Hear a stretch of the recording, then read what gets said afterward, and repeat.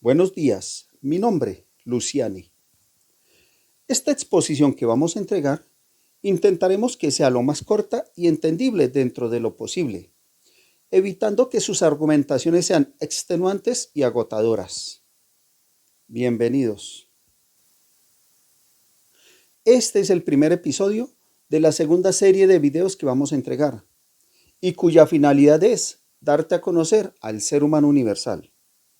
Ese ser humano universal es aquel ser que no se limita a vivir únicamente en la materia y cuyo propósito va más allá de atarse a una básica creencia, que se aferra al pasado y mantiene sustentado su conocimiento en siglos de antaño.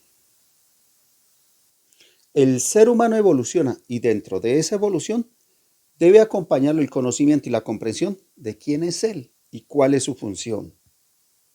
Comprendemos que este conocimiento es nuevo y que a muchas personas les cuesta entender que es real y que esa realidad hace parte de su vida.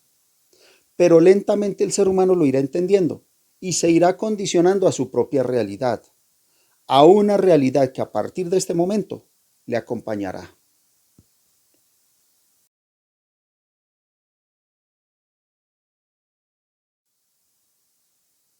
Actualmente, para el ser humano, ha tomado gran fuerza el aspecto de las profecías, por consecuencia de la situación que se está viviendo y que directa o indirectamente toca alguna parte en la vida de la humanidad. Esas profecías que actualmente tienen gran repercusión y que sobresalen frente a otras son el Anticristo, el Mesías y Jesús de Nazaret respectivamente. A esas tres profecías las relacionan como si tuvieran que ver algo una con la otra y como si su relación con el ser humano fuese en el mismo tiempo y en forma similar. Eso precisamente es lo que ha desatado la confusión en su comprensión. El hecho de mezclarlas una con la otra, ya sea por tiempo o por acción frente a lo que el ser humano piensa que deben ser y lo que realmente son esas profecías. Esa forma de ver las profecías ha hecho que se tornen incomprensibles y que el ser humano nunca llegue a entender qué son y qué relación tienen exactamente con la humanidad. Para entender esas profecías y su función frente a la vida del ser humano, es necesario analizarlas una por una y alcanzar la meta de reconocerlas, para que ese mismo ser humano tenga claridad en su pensamiento, en su forma de actuar y en su decisión, porque quiéralo o no, llegó la hora de decidir.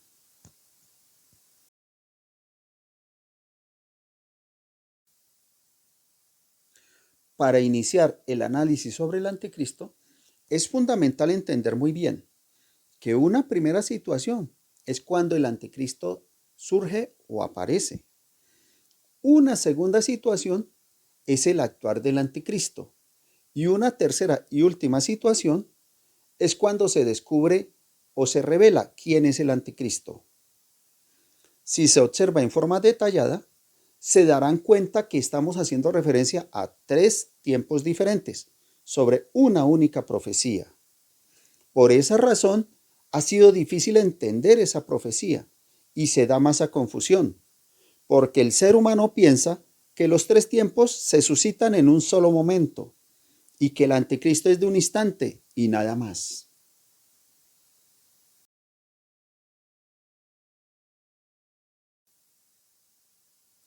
Para entender con claridad qué mensaje se entregó al divulgar la profecía del anticristo, es necesario definir muy bien nuestra visión sobre la vida y sus conceptos. Si nosotros no tenemos claridad sobre nuestra forma de ver la vida, no podemos entender lo que nos rodea y todo se convierte en una confusión. Y en medio de esa confusión, lo único que obtendremos es locura y desesperación. Por esa razón, es necesario tener claridad sobre nuestra visión frente a lo que nos rodea, porque así podemos definir qué nos beneficia o qué nos afecta. Bajo esos conceptos, lo primero que debemos analizar en la profecía es la realidad frente a la verdad. ¿Qué es realidad? y qué es verdad. ¿Cómo entendemos esos dos conceptos frente a nuestra vida? Para el ser humano corriente, la realidad y la verdad son similares y prácticamente sinónimos. Para el ser humano que analiza, esos dos aspectos se ven de otra manera. Son opuestos el uno al otro y muy diferentes. Y para comprobarlo, vamos a analizarlos uno a uno.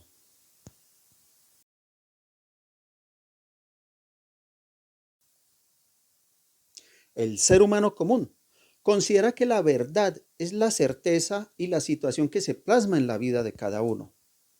Ese es el reconocimiento que ellos tienen sobre su forma de ver la vida. Y esa creencia está sujeta a los intereses personales que cada uno le antepone a la misma.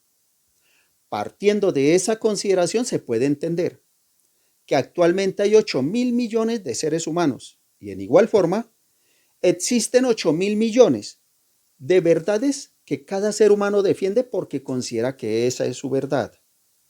Es la verdad en su vida y en muchas ocasiones hasta le da sentido a la misma. Esa es la razón por la cual se pueden encontrar personas que tienen verdades opuestas sobre un único aspecto y defienden su verdad hasta con la muerte, porque consideran que esa verdad lo es todo. E inclusive, un aspecto puede tener hasta 3 verdades opuestas, que 3 grupos de seres humanos defienden con fuerza y hasta con agresividad, llegando al punto de nunca ponerse de acuerdo sobre una única verdad, porque consideran que la suya es la única verdadera.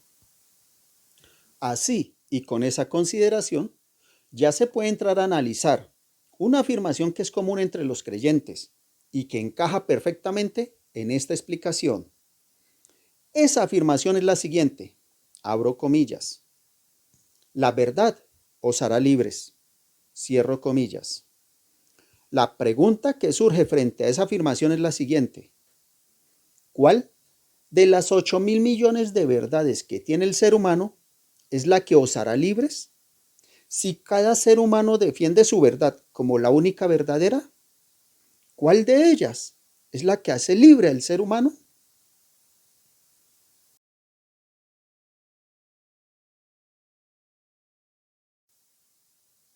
La realidad es muy diferente a la verdad, porque mientras que para cada ser humano existe una verdad personal que defiende con fuerza frente a los otros seres humanos, para todos los 8.000 millones de seres humanos que existen, hay una única realidad inobjetable. Esa realidad es igual para todos, existan en el lugar que existan, hablen de diferente idioma o en el mismo, piensen de diferente forma o en la misma. La realidad los une a todos sin excepción, porque la realidad es una y es igual. Esa realidad que el ser humano ignora y que a su vez los une es la vida, la realidad de la vida.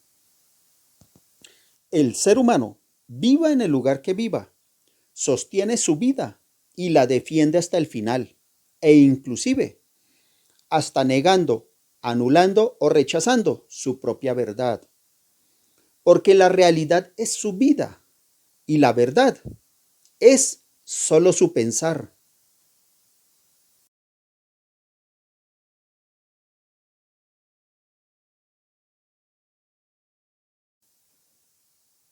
El ser humano, para sostener su vida, debe respirar. Puede cambiar de verdad, pero no puede dejar de respirar. Esa es la realidad. Debe respirar para vivir, y no hay excepción en ningún ser humano.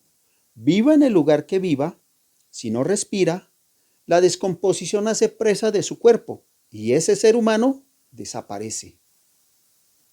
De igual manera, esté el ser humano en el lugar que esté, si respira, está vivo.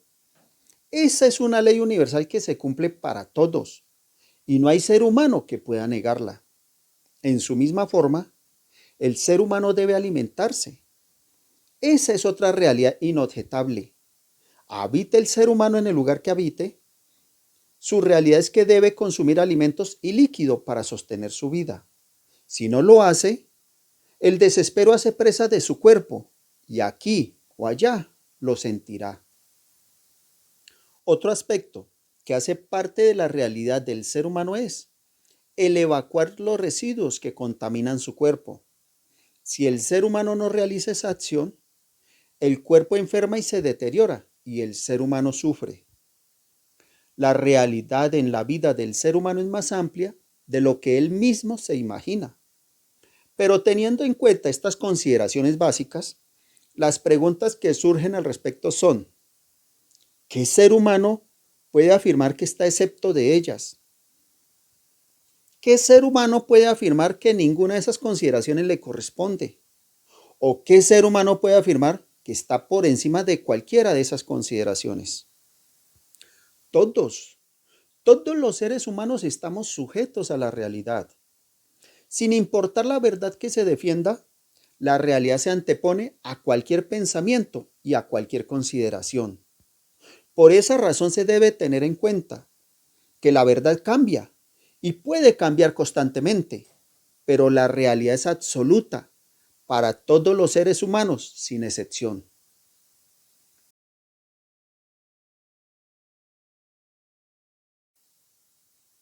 Ahora, ya teniendo bien definido qué es la realidad y pudiendo diferenciarla de qué es la verdad, ya podemos incursionar en el tema de interés, el anticristo.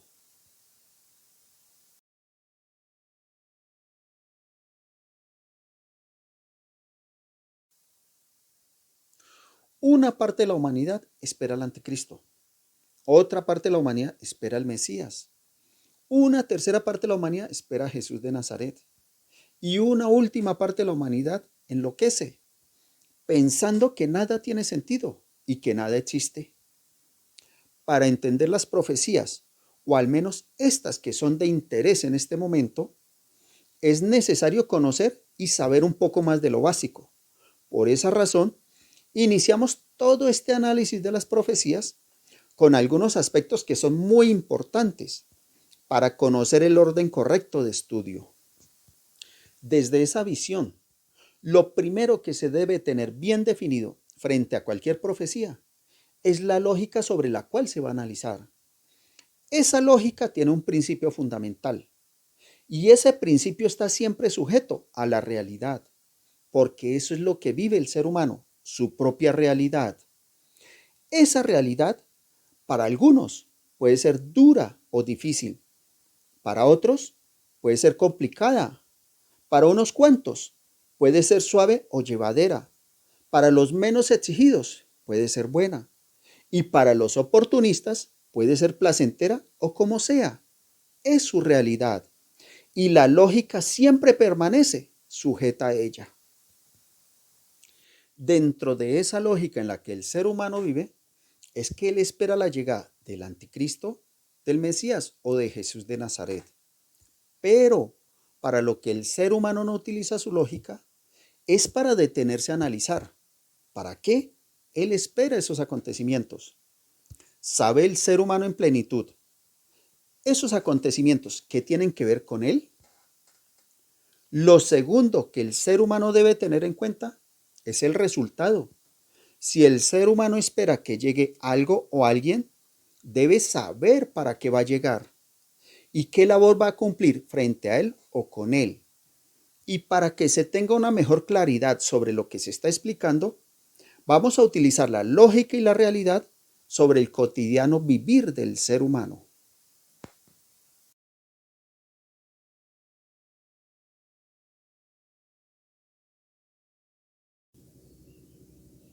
Si el ser humano espera que llegue el invierno, sabiendo plenamente qué es el invierno y sabiendo para qué lo necesita, entonces ese ser humano sabe que el invierno significa lluvia y que lo necesita para los cultivos, para beber y para sostener su propia vida.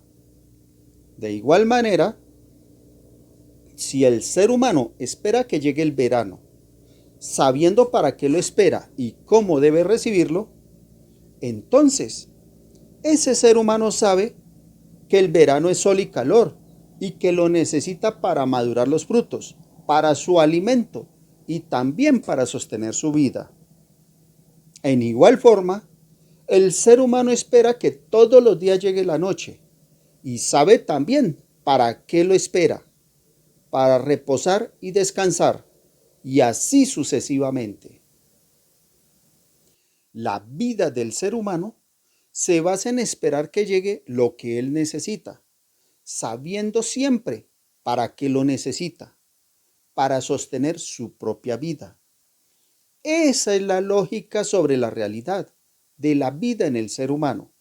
Saber qué se necesita y cómo actuar en base a lo que llega. Si el ser humano no utiliza esa lógica y solo espera el invierno sin saber qué es ni cómo actuar frente a esa situación, es posible que cuando llegue el invierno, ese ser humano piense que es bueno y sin darse cuenta, puede estar esperando el invierno en medio del cauce de un río seco, que cuando ese cauce crezca por causa de la lluvia, ese ser humano puede ser arrastrado y destruido por lo que él esperaba y que a su vez ignoraba qué era y cómo actuar frente a ello. De igual forma sucede si el ser humano espera que llegue el verano y no se prepara adecuadamente para recibirlo. Ese ser humano puede sufrir de insolación, de desmayos y hasta puede llegar a su fin. Todo por ignorar y por no prepararse.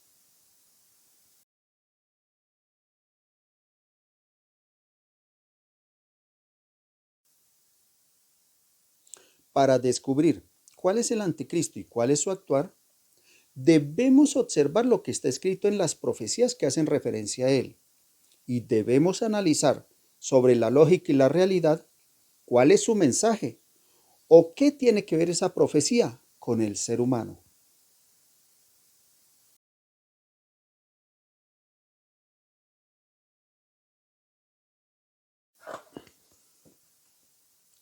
La profecía del anticristo, que está escrita en el libro sagrado o la Biblia, es la siguiente, y la leo textualmente. Primera de Juan, capítulo 2, versículo 18. Hijitos, ya es el último tiempo, y según vosotros oísteis que el anticristo viene. Así ahora han surgido muchos anticristos. Por esto conocemos que es el último tiempo. Versículo 19. Salieron de nosotros, pero no eran de nosotros, porque si hubiesen sido de nosotros, habrían permanecido con nosotros. Pero salieron para que se manifestase que no todos son de nosotros. Versículo 22. ¿Quién es el mentiroso? Sino el que niega que Jesús es el Cristo. Este es el anticristo, el que niega al Padre y al Hijo. Versículo 26. Os he escrito esto sobre los que os engañan. Versículo 28. Y ahora, hijitos, permaneced en él, para que cuando se manifieste, tengamos confianza, para que en su venida no nos alejemos de él avergonzados. Versículo 29. Si sabéis que él es justo, sabed también que todo el que hace justicia es nacido de él. Capítulo 4, versículo 2. En esto conoced al Espíritu de Dios. Todo el que confiesa que Jesucristo ha venido en carne es de Dios. Versículo 3. Y todo espíritu que no confiesa que Jesucristo ha venido en carne no es de Dios. Y este es el espíritu del anticristo, el cual vosotros habéis oído que viene y que ahora ya está en el mundo. Segunda de Juan, versículo 7. Porque muchos engañadores han salido por el mundo, que no confiesan que Jesucristo ha venido en carne. Quien esto hace es el engañador y el anticristo. Versículo 8. Mirad por vosotros mismos, para que no perdáis el fruto de vuestro trabajo, sino que recibáis galardón completo. Estos son los únicos fragmentos de la Biblia que hacen referencia directa al anticristo. Las preguntas que surgen sobre la profecía del anticristo que está escrita en el libro sagrado o la Biblia son las siguientes. ¿Por qué tanta confusión? ¿Por qué nadie lo ha entendido? ¿Y por qué ninguno ha podido descubrir cuál es el anticristo? La respuesta a tanta locura es porque todo lo mezclaron y lo acomodaron según conveniencia. Así, a la profecía del anticristo le unieron la profecía de la marca de la bestia y le han unido otras profecías que terminaron por enredar el mensaje y el tiempo. Ahora sí, teniendo bien definido cuál es realmente la profecía del anticristo, a diferencia de las otras profecías, llegó el momento de entender cuál es el anticristo o a qué hace referencia esa profecía del anticristo.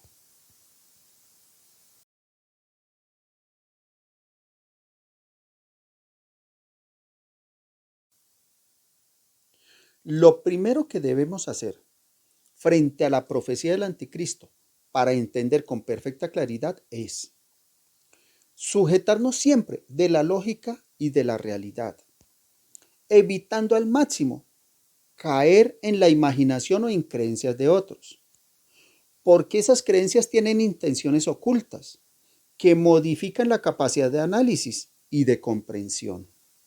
Lo segundo es, debemos tener capacidad de observación. Recuerden que desde el inicio se les dijo que la profecía tiene 3 tiempos. Primer tiempo, cuando surge o aparece el anticristo.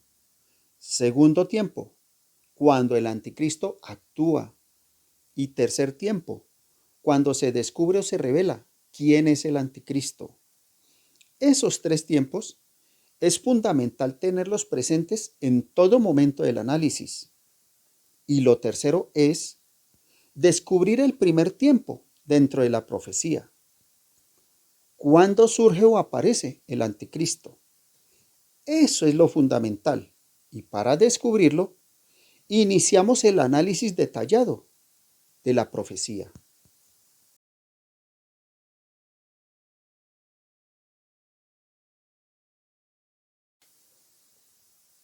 En el libro primero de Juan, la profecía inicia con un aspecto que es clave y muy importante. Juan expresa, abro comillas, ya es el último tiempo, cierro comillas. Esa expresión de Juan tiene un tiempo gramatical determinado, ya es. El tiempo gramatical de esa expresión es el presente de Juan. Esa primera conclusión se reafirma con las siguientes expresiones de Juan, abro comillas. Y según vosotros oísteis que el anticristo viene, cierro comillas. El anticristo viene. El tiempo gramatical de esa expresión es el presente de Juan. Abro comillas. Así ahora han surgido muchos anticristos, cierro comillas. Así ahora han surgido. Esa es otra expresión con tiempo gramatical presente y sigue siendo el tiempo presente de Juan. Abro comillas. Por esto conocemos que es el último tiempo. Cierro comillas. Por esto conocemos. Otra expresión con el tiempo gramatical presente y sigue siendo el tiempo presente de Juan. Abro comillas. Salieron de nosotros. Cierro comillas. Esta es otra expresión en tiempo gramatical presente. Todas esas expresiones dentro de la profecía indican que el tiempo de surgimiento del anticristo fue el tiempo en el que habitó Juan. Y téngase bien presente, solo es el tiempo del surgimiento del anticristo. En el capítulo 2 de Juan se reafirma dicha conclusión, abro comillas, porque muchos engañadores han salido por el mundo. Cierro comillas. Han salido por el mundo. El tiempo que indica esta expresión es el tiempo gramatical presente. El presente sigue siendo de Juan. Con este primer análisis ya se tiene bien definido el tiempo del surgimiento de la profecía del anticristo. Ese tiempo es el tiempo en el que vivió Juan y es el tiempo de inicio de esa profecía. A ese inicio le surgen las siguientes preguntas. ¿Cuál es el tiempo de Juan? ¿Y cómo podemos ubicar en la historia a Juan y al anticristo?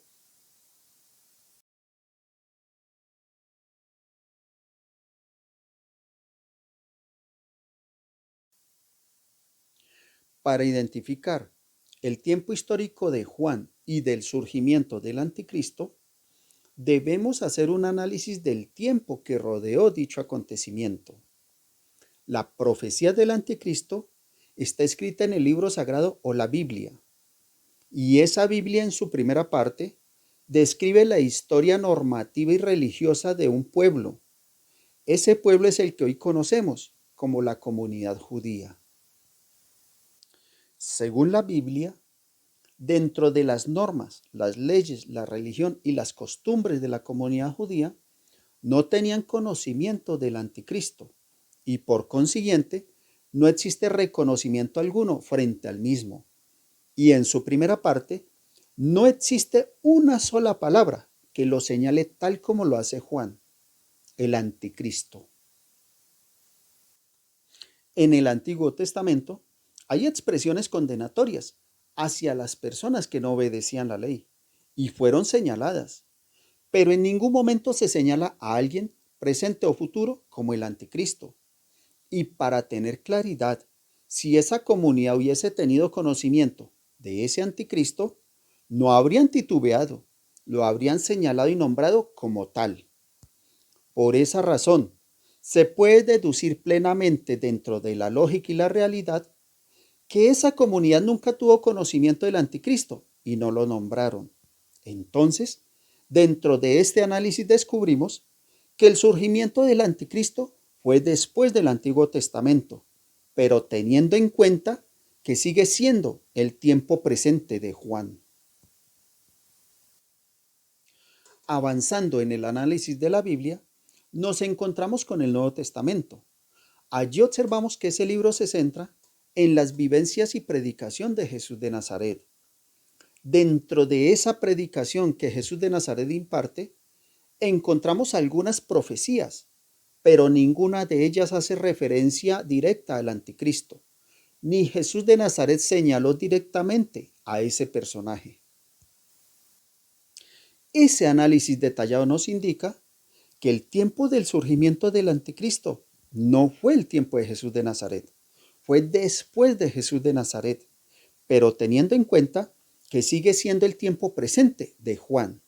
Entonces, ¿cómo ubicar el presente de Juan? Si no fue el tiempo de la ley judía y tampoco fue el tiempo de la predicación de Jesús de Nazaret, pero sigue siendo el tiempo presente de quien escribió la profecía, el tiempo de Juan. ¿Cómo ubicarlo? Para descubrir el surgimiento del anticristo y el tiempo presente de Juan, es necesario hacer un análisis del tiempo histórico en el que Juan vivió.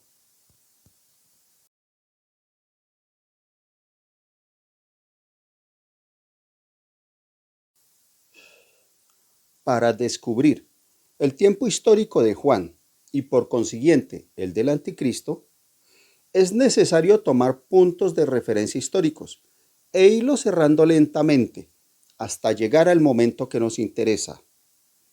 Para iniciar ese estudio, ya tenemos un punto de partida. Juan escribió la profecía del anticristo después de Jesús de Nazaret.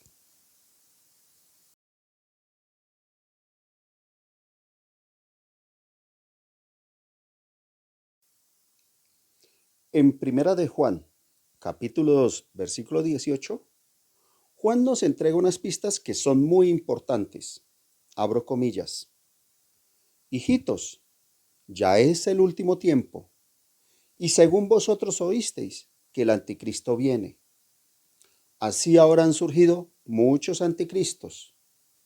Por esto conocemos que es el último tiempo. Cierro comillas.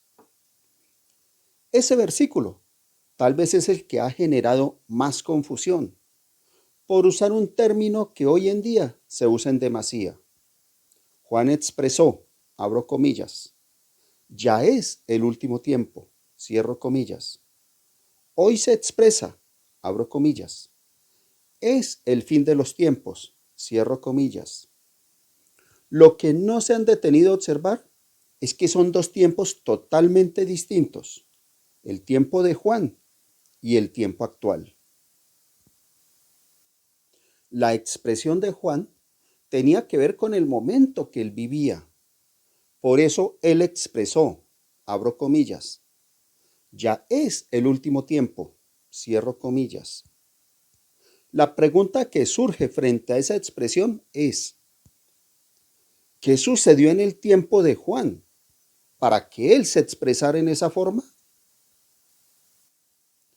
Después de Jesús de Nazaret, se generó un conflicto muy fuerte entre los romanos y los judíos, que dio como resultado la destrucción del templo y el exilio de la comunidad judía. Junto a ese acontecimiento se generó también la persecución a los discípulos. En la profecía del anticristo, Juan no hace referencia a persecución alguna, pero sí en otros versículos nos entrega detalles que nos ayuda a orientarnos. En Primera de Juan, capítulo 2, versículo 19, Juan expresa, abro comillas, salieron de nosotros, pero no eran de nosotros, porque si hubiesen sido de nosotros, habrían permanecido con nosotros. Pero salieron para que se manifestase que no todos son de nosotros. Cierro comillas. Juan no denunció el tiempo de persecución. Juan expresó que existían diferencias de términos y de visión entre ellos. Es decir, existían discordias entre los seguidores o discípulos de Jesús de Nazaret. Ese es otro punto de referencia muy importante, porque en ese momento histórico hace su ingreso Pablo de Tarso. Inicialmente, Pablo de Tarso fue un persecutor de los discípulos y posteriormente, Pablo de Tarso sufrió una metamorfosis en su vida. Pasó de ser persecutor de los discípulos a ser predicador de las enseñanzas de Jesús de Nazaret. Ese acontecimiento de Pablo de Tarso ya nos entrega una aproximación en el tiempo del anticristo y de Juan. El momento histórico sobre el que estamos haciendo el análisis puede estar sobre los 70 años de nuestra era. La pregunta que surge en este análisis es, ¿qué tienen que ver las discordias entre los discípulos, Pablo de Tarso y el anticristo? La Biblia en el Nuevo Testamento indica que Pablo de Tarso, después que se convirtió a predicador, mantuvo discordias constantes con los discípulos.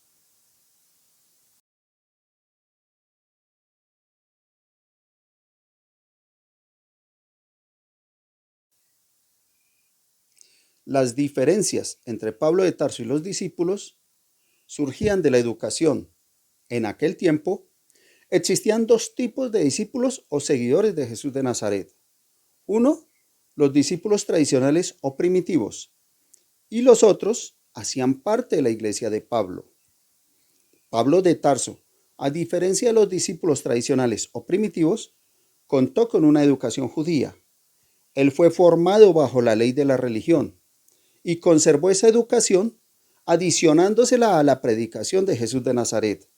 Así, él formó la iglesia de Pablo, con los principios que él conocía de una religión.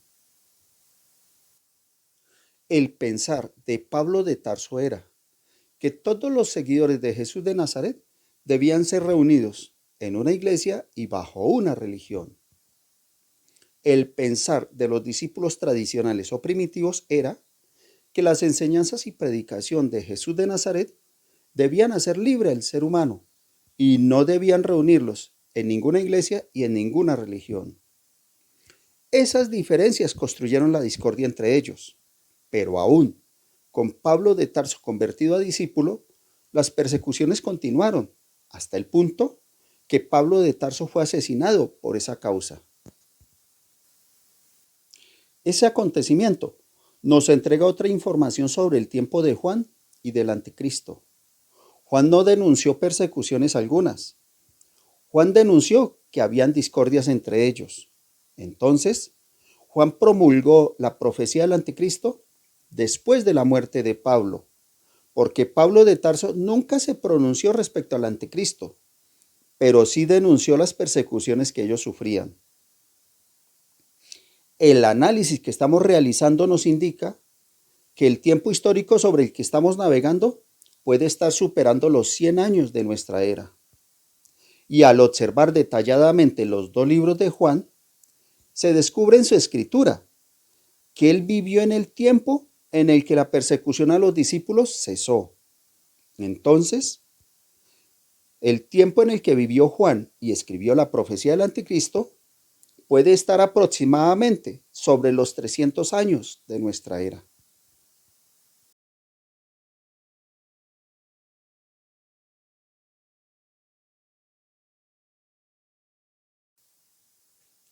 Primero, en vida y predicación de Jesús de Nazaret, nunca se pronunció la palabra Cristo o Jesucristo, porque la comunidad judía no lo aceptó y hoy en día se mantienen en esa posición. Segundo, Pablo de Tarso, al darle formación a la iglesia, le impuso la denominación Cristo a Jesús de Nazaret, señalándolo como el ungido. Tercera, Juan es uno de los discípulos que presenta discordias con otros discípulos y sus diferencias son muy profundas. Ese detalle se deja observar en la siguiente expresión, abro comillas, salieron de nosotros, pero no eran de nosotros, porque si hubiesen sido de nosotros, habrían permanecido con nosotros, cierro comillas. Y Pablo de Tarso y su iglesia mantenían fuertes discordias con los discípulos. ¿Coincidencias? No existen.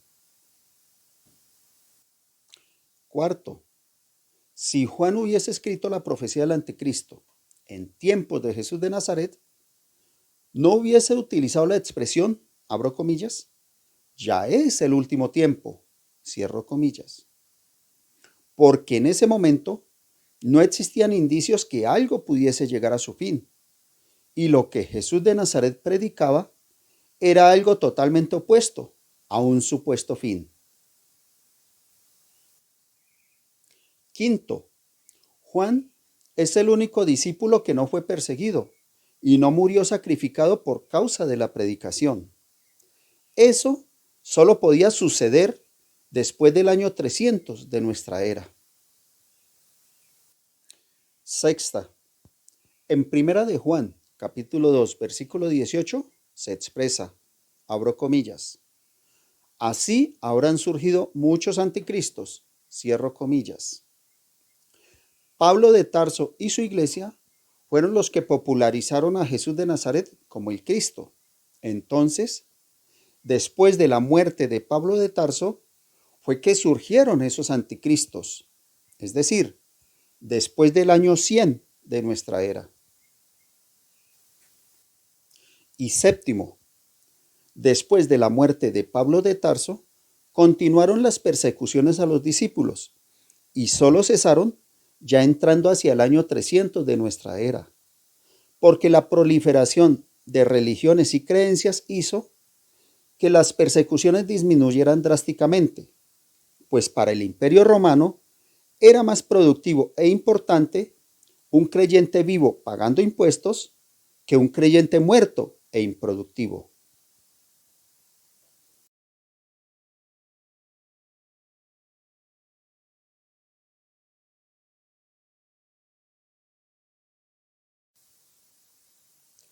Para esa fecha, el templo de los judíos ya había sido destruido y la comunidad judía ya había sido exiliada. Se vivían otras costumbres y otra ley. La respuesta a esa pregunta es el Concilio de Nicea.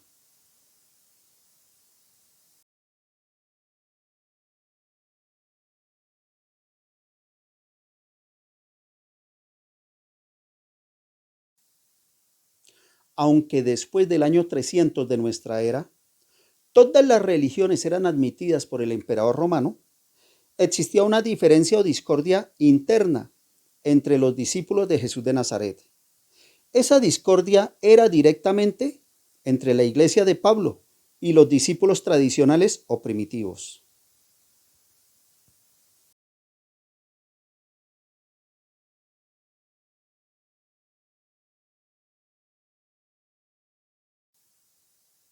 La diferencia o discordia se deja observar en Primera de Juan, capítulo 4, versículo 2, abro comillas.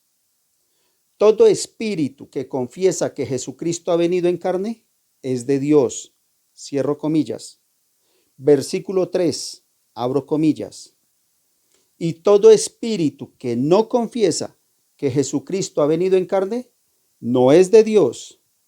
Y este es el espíritu del anticristo, el cual vosotros habéis oído que viene y que ahora ya está en el mundo. Cierro comillas.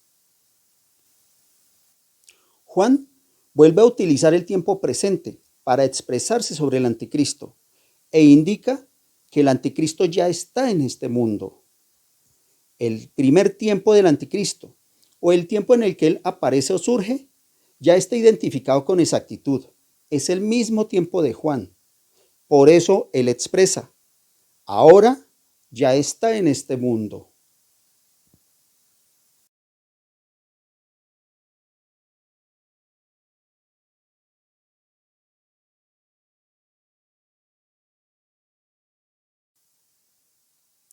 Una de las problemáticas que presentó el Concilio de Nicea fue entre los mismos obispos de la iglesia de Pablo. La razón de esa discordia se centró en la condición como se iba a presentar a Jesús de Nazaret en la nueva iglesia de Roma. Juan hacía parte de los discípulos tradicionales o primitivos, porque las dos citas bíblicas que Juan plasmó en la profecía y que muestran su postura es precisamente el centro de la discordia en el Concilio de Nicea. Los discípulos tradicionales o primitivos exigían que la condición de Jesús de Nazaret debía ser presentada en la nueva iglesia de Roma como procedente de la carne. Los obispos de la iglesia de Pablo exigían que la condición de Jesús de Nazaret debía ser presentada en la nueva iglesia de Roma como procedente del Espíritu. Una de las principales finalidades del Concilio de Nicea fue imponer el credo largo sobre la nueva iglesia que se estaba formando en Roma. Ese credo no era aceptado por los discípulos tradicionales o primitivos, porque para ellos, a través del credo largo, se estaba imponiendo a un Dios que hasta ese momento no existía, y se estaba eliminando la real imagen de Jesús de Nazaret. Esa posición de Juan y los discípulos tradicionales o primitivos hizo que ellos fueran rechazados y expulsados del Concilio de Nicea. Y sin oposición alguna, los obispos de la iglesia de Pablo, junto al emperador Constantino, impusieron sobre la nueva iglesia, la iglesia de Roma, el credo largo como fundamento principal de su creación y junto con él, un nuevo Dios que controlaría la vida de la humanidad. Así y en esa forma, se cambió el conocimiento y la sabiduría que impartió Jesús de Nazaret y en su reemplazo se impuso la creencia de la nueva iglesia de Roma, el credo largo como fundamento principal de la existencia de la humanidad. Juan en su profecía denuncia el nacimiento de la iglesia de Roma como el nacimiento del anticristo que ya está en este mundo. La iglesia de Roma es el anticristo. Y Juan lo ratifica en el siguiente pasaje bíblico. Segunda de Juan, versículo 7, abro comillas, porque muchos engañadores han salido por el mundo que no confiesan que Jesucristo ha venido en carne. Quien esto hace es el engañador y el anticristo. Cierro comillas. Juan vuelve a expresarse en el tiempo presente, en el tiempo en el que él vivía, y no señala a un único anticristo. Su expresión indica que son muchos anticristos y plasma la forma de cómo identificarlos. Abro comillas. No confiesan que Jesucristo ha venido en carne. Cierro comillas. Para Juan y los discípulos tradicionales o primitivos, la creación de la nueva iglesia de Roma significó su último tiempo. Por eso de esa expresión, abro comillas, ya es el último tiempo, cierro comillas, porque después de la creación de la nueva iglesia de Roma, se iniciaron las cruzadas y el exterminio de los discípulos tradicionales o primitivos. Ese fue su último tiempo.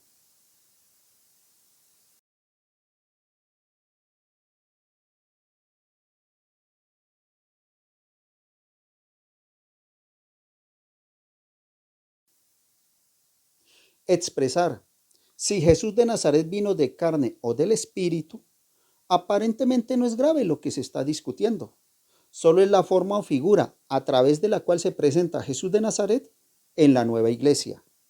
Pero la pelea y el enojo de Juan tienen fundamento y profundidad, porque en la nueva iglesia de Roma y a través de la promulgación del credo largo en el concilio de Nicea, hace su aparición un nuevo personaje que hasta ese momento no existía. Ese personaje es el Padre Todopoderoso. La finalidad del credo largo en el concilio de Nicea fue imponer un nuevo Dios que hasta ese momento no existía y que hoy no existe.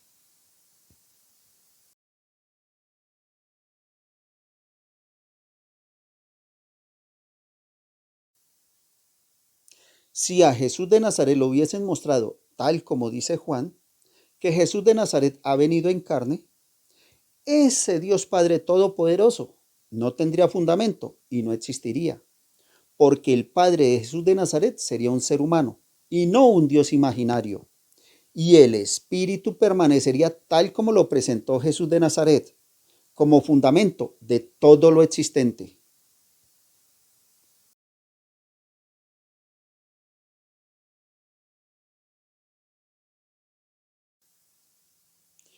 Ese Padre Todopoderoso fue la exigencia de Constantino, el emperador de Roma. Ese emperador no aceptó que el Espíritu fuese considerado mayor que él y que Jesús de Nazaret fuese el único que impartiera su sabiduría. El emperador Constantino exigió que sobre el poder de él no podía existir nada ni nadie. Todo estaría bajo su control. Y para demostrarlo, se inventó el Dios de la Iglesia de Roma, el Padre Todopoderoso. Ese Dios de Constantino estaría por encima del Espíritu y por encima de Jesús de Nazaret. Así surgió el Dios Padre Todopoderoso, como la representación viva del emperador Constantino sobre toda la humanidad, quien controlaría todo y de quien surgiría todo. Eso es lo que significa la Santísima Trinidad. El Dios Padre Todopoderoso por encima del Espíritu y por encima de Jesús de Nazaret. A partir de la promulgación del credo largo en el concilio de Nicea, el Dios Padre Todopoderoso Constantino tenía bajo su control el Espíritu y le impuso su sello personal, santo. Con el concilio de Nicea, el Espíritu dejó de ser libre y pasó a ser propiedad del emperador Constantino y de la nueva iglesia de Roma. Así, el Espíritu fue puesto al servicio del emperador y de la nueva iglesia que se estaba formando. Esa fue otra pelea que perdió Juan. El Espíritu Santo, a partir del concilio de Nicea, haría santo a todo aquel que la nueva iglesia de Roma designara como tal. Si Jesús de Nazaret fuese considerado venido de la carne, el espíritu sería libre, tal como lo dio a conocer Jesús de Nazaret, y no existirían seres humanos autoproclamándose santos.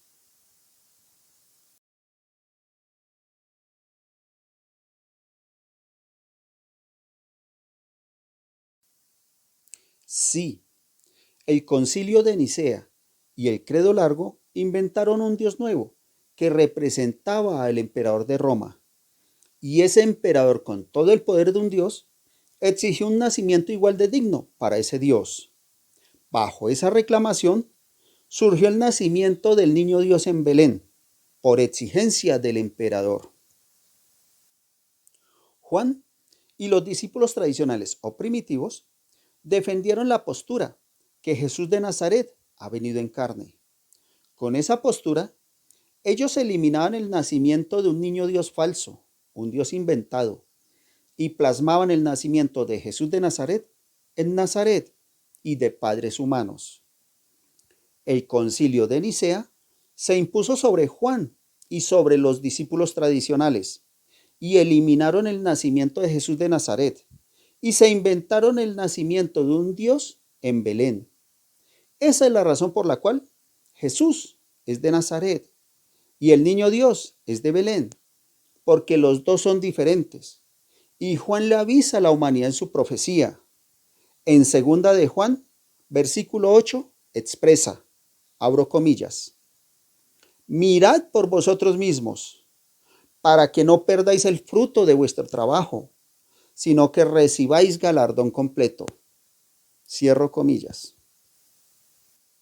Juan le advierte al ser humano, observe por usted mismo la diferencia. Jesús de Nazaret es nacido en Nazaret. El niño Dios de Belén es nacido en Belén. Los dos son diferentes.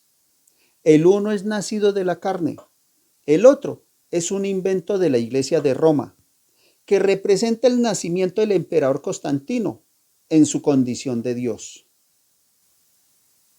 De los 3 tiempos del anticristo, Juan le entrega a la humanidad el primer tiempo, el tiempo del surgimiento del anticristo y su nacimiento. Ese tiempo es el Concilio de Nicea, año 325 de nuestra era, año en el que Juan estaba vivo y observó ese nacimiento para denunciarlo.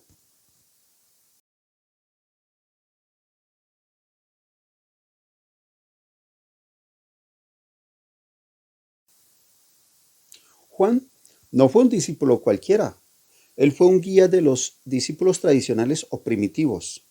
Por eso utilizó una expresión que fue muy común en él. Abro comillas, hijitos, cierro comillas.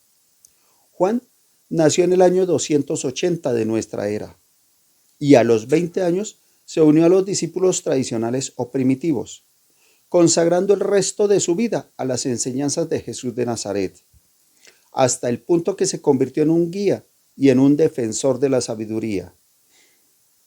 Juan fue expulsado del Concilio de Nicea por oponerse a la creación de la nueva iglesia de Roma, y en el año 345 de nuestra era, Juan fue juzgado y condenado a muerte. Desde ese tiempo de la creación del anticristo, Juan ha clamado justicia, y su petición se deja observar en Primera de Juan, capítulo 2, versículo 28. Abro comillas. Y ahora, hijitos, permaneced en él, para que cuando se manifieste tengamos confianza, para que en su venida no nos alejemos de él avergonzados. Cierro comillas. Versículo 29. Abro comillas. Si sabéis que él es justo, sabed también que todo el que hace justicia es nacido de él. Cierro comillas. Juan amó la justicia y luchó por ella hasta el final. Por esa razón, no es simplemente un discípulo, es un guía con mucho poder, cuya profecía permaneció en espera de ser revelada. El sudario que conserva la Iglesia de Roma no perteneció a Jesús de Nazaret. Ese sudario envolvió el cuerpo de Juan cuando murió, en el año 345 de nuestra era. Y esa fue su batalla, permanecer plasmado frente al anticristo para revelar su identidad. Los 2 libros de Juan y su profecía fueron añadidos después de su muerte, por discípulos que le conocieron y se infiltraron en la nueva iglesia de Roma. Juan clamó justicia y confió en ella. Ahora Juan es la justicia para la humanidad, porque corrió el velo y descubrió el nacimiento del anticristo. La siguiente parte de la profecía le corresponde a la humanidad: descubrir su actuar y su final. Juan, lo que pediste ya está hecho, realizado está. Ya es hora de iniciar. El anticristo no es una profecía, es una denuncia. Es la denuncia de Juan, porque se inventaron a un Dios Padre Todopoderoso para destruir al real Jesús de Nazaret y al Espíritu.